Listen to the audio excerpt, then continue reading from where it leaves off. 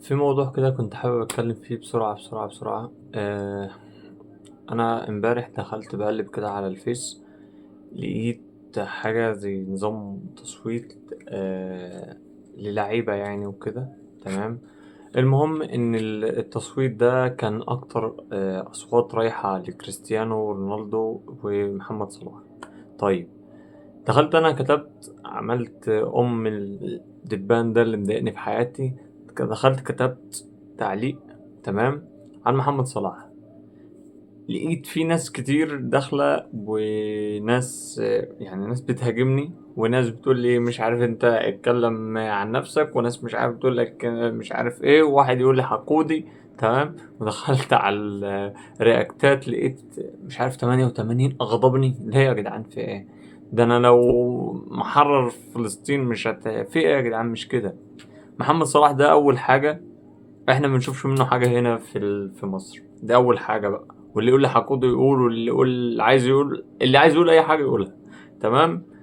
محمد صلاح احنا ما بنشوفش حاجه منه في مصر، ما بنشوفش حاجه منه مع المنتخب.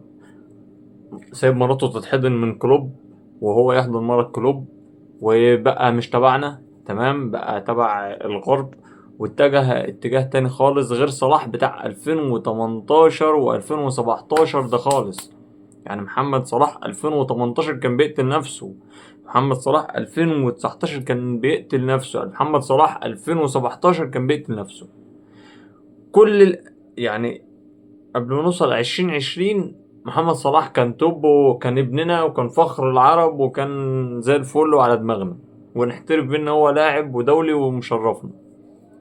اما بعد 2020 محمد صلاح بيلعب باسمه بس، ما بيلعبش باسم بلدنا احنا. محمد صلاح كل الحاجات اللي بيعملها ارقام قياسية ليه هو، تضيف ليه هو، مش تضيف لنا احنا كمنتخب مصر وكشعب مصر. عشان بس ما حدش يقول لي ده محمد صلاح مش عارف بيعمل ايه، ده محمد صلاح مش عارف بيعمل ايه، ده رافع اسم مصر. لا، ده رافع اسم نفسه، ده رافع اريال.